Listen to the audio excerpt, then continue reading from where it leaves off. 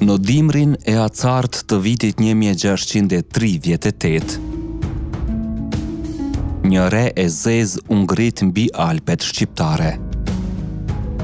Një ushtri e tmerrshme prej 15.000 ushtarësh bosnjak, kroate, serb, marshoi drejt maleve të Këlmendit. Qëllimi ishte i vetëm, shkatërrimi i një fisi të vogël shqiptar që guxonte t'i sfidonte urdhrat e sultanit. Por ajo që ndodhi në ato male të bardha do të trondiste gjithë perandorin osmane. Sepse një grusht burrash shqiptar, vetëm 2900 veta, i kthyen në pluhur dhe në legjend. Para se të futemi në këtë betejë epike, mos harro të shtypësh butonin e pëlqimit dhe të abonimit në Histori Epike. Që të mos humbasësh historitë e lavdisë dhe krenarisë son kombëtare, sepse vetëm këtu e kaluara rilind. Kjo histori vjen nga një raport i vitit 1638 i shkruar nga Frank Bardhi, i peshkëv i Sapës dhe Sardës.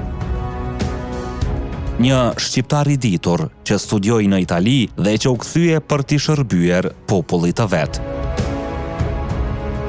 Në raportin që ja dërgon Vatikanit, ai përshkruan me hollësi një ngjarje të jashtëzakonshme, sulmin e pashës së Bosnjës ndaj fisit të Këlmendit.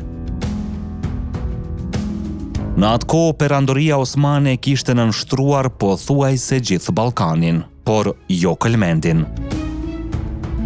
Ata jetonin në male të ashpra, në kufi me Bosnjën dhe Shqipërinë, të fortifikuar nga vetë natyra, rreth 250 shtëpi, afro 2900 banor. Të gjithë shqiptar, të gjithë katolik dhe mbi të gjitha të lirë. Asnjë sultan, asnjë pasha si kishte përkulur kurrë. Kelmendasit ishin të njohur për trimërinë dhe për luftrat e tyre, por edhe për sulmet ndaj karavaneve tregtare që kalonin nëpër Bosnjë e Serbi. Ata grabisnin mallra, por edhe mbronin tokat e veta nga pushtuesit. Dhe kur krishterët e Bosnjës u ankuan në Stamboll, sultani shpërtheu nga zemërimi. Ai dërgoi një urdhër vdekjeje. Pasha i Bosnjës të ngrej një ushtri sa më të madhe, të marshoj drejt maleve shqiptare dhe të mos fal askënd, as burr, as grua, as fëmijë, të digjet gjithçka me zjarr e më shpat. Me urdhrin, sultani dërgoi 2 simbole, një litar si paralajmërim se do ta varte pashën nëse dështonte, dhe një copë purpuri, shenjë e lavdisë që do ta priste nëse fitonte. Pasha i Bosnjës, i quajtur Vuço Pasha, u nis me krenari. Ai mblodhi një forcë gjigante, 15.000 ushtar nga Bosnja, Kroacia, Serbia, Bullgaria. Të gjithë të mëdhenj, të fortë, por si shkruan Frank Bardhi, të papërvojë në luftë. Ata zbritën drejt Shkodrës dhe ngritën kampin pranë liçenit. Në fillim, Vuço Pasha e fsheu identitetin e tij. Hyri në qytet i veshur si fshatar slav për të kontrolluar nëse tregtarët punonin ndershëm. Por kur pa një bukpjekës që mashtronte në peshë, e ekzekutoi në vend, dhe kështu u zbulua se kush ishte në të vërtetë. Që nga ajo ditë, frika u përhap në gjithë Shkodrën. Me nënt Sanxhakbej e 2 pashallarë nën komand, Vuço Pasha marshoi drejt maleve të Këlmendit. Kur arritin në një lartësi prej nga shijeshin fshatrat poshtë, ai ndaloi, sepse vetë nuk guxoi të futej në ato gryka. E dërgoi ushtrin poshtë, ndërsa vetë mbajti 2000 burra pranë vetës në majet të malit. Por kelmendasit kishin parë gjithçka. Ata blokuan hyrjen e luginës me shkëmbinj e trunxhe, duke u prerë çdo rrugë tërheqjeje. Në ato male kishte vetëm 2 kalime të ngushta dhe të dy i kontrollonin ata. Kur ushtria hyri brenda, këlmendasit u fshehen në përshpella me gratë dhe fëmijët, duke marrë me vete bagëtin dhe ushqimin. Vetëm burrat mbetën për të luftuar, ata nuk u ndeshën me njëherë, pritën me durim dhe me zgjuarsi. Dhe atëherë ndodhi diçka që as vetë Zoti nuk do ta kishte planifikuar më mirë. Një stuhi bore e papritur mbuloi gjithë luginën. Brenda pak orësh, bora arriti deri në 3 pash lartësi.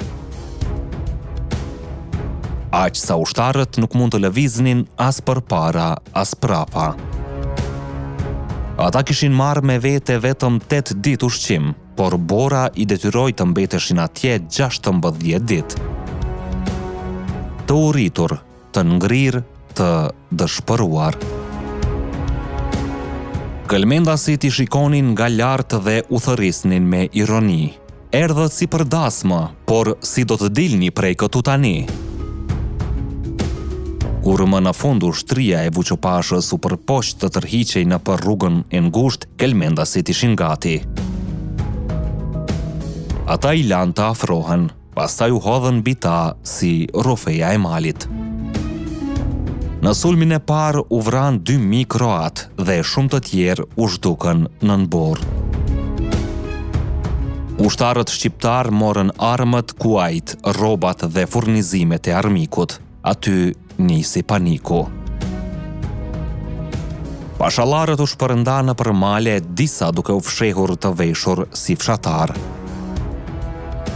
Vetë Vuçopasha i friksuar deshi të aratisej, por Sanxhakbeu i Dugaxhinit e ndaloi duke i thënë: "Nëse ikën ti, këta do të hyjnë në kampin ton, rri, mblidh burrat, ndryshe s'do të ketë as Bosnje për ty." Ai u detyrua të qëndroj, por betejën e kishte humbur. Ushtria ishte shpartalluar.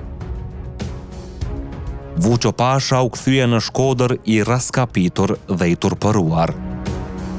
Qëndroi aty nga e mërkura e hirit deri në të enjtën e madhe, duke pirë, duke rënuar shtëpitë e të krishterëve dhe duke marrë ushqime me forcë. Vetëm në dioqezën e Frank Bardhit dëmtoi mallra e prona në vlerë mbi 3000 skuda. Pastaj u tërhoq drejt Bosnjës, duke lënë pas një ushtri të vdekur dhe një popull të pamposhtur. Nga ajo ditë, emri Këlmend u bë sinonim i guximit shqiptar. Një fis i vogël që nuk kishte topa, as kala, as ushtri të organizuar, por kishte diçka që asnjë perandori se ka dot: besën, burrërinë dhe tokën në këmbë. Ata e fituan betejën jo vetëm me shpatë, por me mend, me bashkim dhe me besim. Bora, malet dhe zemra shqiptare u bën një forcë vetme. Frank Bardhi në raportin e tij shkroi me admirimin më të madh: "Këlmendasit janë të pamposhtur, as Uria, as Dimri, as ushtria e sultanit nuk mundi t'i përkulte." Dhe kështu, në historinë e shekullit të 17, kur shumë popull u përkulën nën hijen e perandorisë, Këlmendi qëndroi drejt si një shkëmb në mes të suhisë. Kjo është historia e Këlmendit, një histori që tregon se liria nuk dhurohet, por fitohet me gjak e me qëndresë. Sipas juve, a ishte beteja e Këlmendëve një nga qëndresat më të lavdishme në historinë shqiptare? Shkruani mendimin tuaj poshtë, sepse historia jon jeton përmes jush. Ne jemi Histori Epike, aty ku e kaluara rilind. Deri në videon tjetër, qëndroni krenar dhe të vetëdijshëm për gjakun që rrjedh në damarët tanë.